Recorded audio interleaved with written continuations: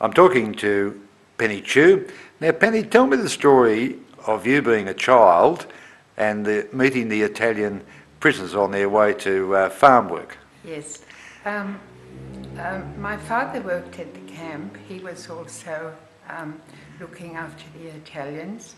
And down the road from us, there was a man called Mr. Doyle, and he was looking after the prisoners. He would see that they were driven out to the farms. And he would just drop by to see his wife. And the prisoners, of course, were very trustworthy, and they never ever got off the truck. But when to see the children, I mean. And when we heard the truck come down the street, I think we were all about 7, 8, 9, 10, something like that, quite young children. We would run down the street and calling out, the Itais are here, the Italians are here, and we'd all run down to the truck outside Mr. Doyle's house and start, well, we couldn't talk with them, but it was pretty much like talking. We all did try to have a conversation with them. And they were very good to the children. They would give us sweets and sing to us, and we found them very friendly and pleasant, and you know, there was a great sort of admiration society. We admired them, they admired us, and so we all enjoyed having them come down. And we heard that they had a chapel, so my girlfriend and I, we were only about 7 or 8, we decided to give them some flowers. So we went and got her mother's washing basket, and we went around the neighbourhood asking people for flowers to give to the prisoners of war, the Italians. So most people agreed and gave us some flowers. And we took that back and gave it to them. And the next time they came down the street, the basket was covered, the bottom of the basket was covered with sweets for us for having given them the flowers. And there were far too many for my friend and I. We would have ended up with 2 bags. So my girlfriend's mother distributed them amongst, you know, the children of the street.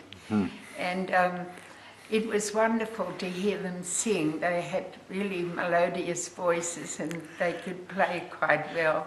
And it was very enjoyable. So they had their instruments with them? Yes, they would have them. On the truck?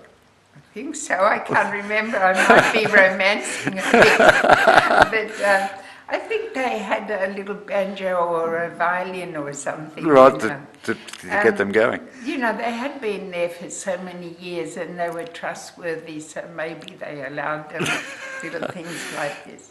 And you managed to get a couple, were given a couple of paintings as well. Yes, I cannot for the life of me remember who gave them to me. I can't see his face, but he gave me 2 paintings which I kept for 65 years.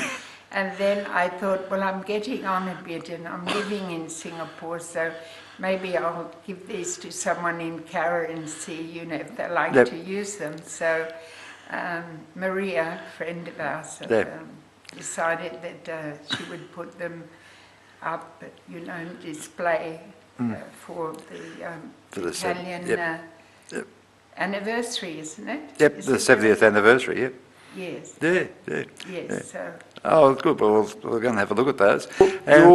Your recollections of the Italians were as happy people and probably homesick. Yes, I think they naturally loved children, but because they were so homesick, they were probably, you know, extra kind to us because they really do love, and they're happy people. I go back to Italy. I have a brother-in-law living there, go for holidays, and it's really still a very nice, friendly sort of atmosphere there. It's beautiful, you know. And you've never met any of the ones that you recall? No. They'd be some age now, wouldn't they? I think the painter is maybe dead. I thought Maria told me that that he had gone. Yeah. So I was very sad, you know. I wished I had have got involved in all of this years ago, and maybe even tried to meet him in Italy when I went there. But Well, you'll be back. oh yes, but he won't be, unfortunately. Well, thank you for sharing that with us. That's very kind of you. Okay, no trouble. There we go.